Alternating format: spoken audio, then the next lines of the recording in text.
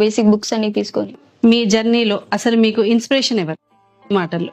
Doctor Babasaheb Ambedkar గారు చిన్నప్పటి నుంచి కూడా నా ఇన్స్పిరేషన్ అండి.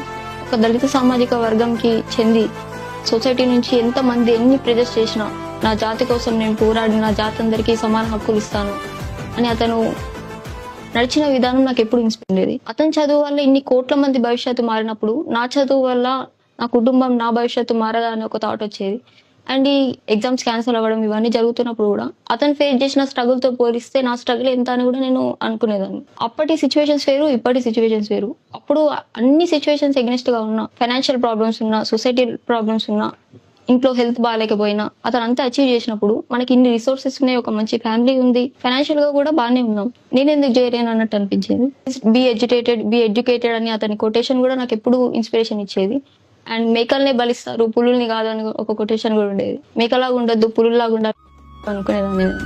ఎడ్యుకేషన్ ఒక్కటి ఒక జీవితాన్ని ఇంత మార్చగలుగుతారని నాకు థాట్ వచ్చింది కూడా అంబేద్కర్ గారి వల్లని. అతని చదువు వల్ల ఇన్ని కోట్ల మంది ఈ రోజు స్వేచ్ఛ, సమానత్వం. అంబేద్కర్ చాలా మంది ఓన్లీ దళిత సామాజిక వర్గమే అనుకుంటారు కానీ ఫీమేల్ రైట్స్ కూడా చాలా ఇచ్చారండి. తను ఫీమేల్ కి కూడా ఈక్వల్ రైట్స్ ఉండాలని పోరాడిండ్రు. లేబర్స్ అందరికి కూడా ఈక్వల్ వేజెస్ ఉండాలని పోరాడిండ్రు. ఆ రోజు అతను స్త్రీ సమానత్వం కోసం పోరాడడం వల్లనే ఈ రోజు నేను ఈ స్థాయిలో కూడా ఉన్నాను. అంబేద్కర్ కలలు కన్న సమాన భారతదేశం, అందరికీ సమాన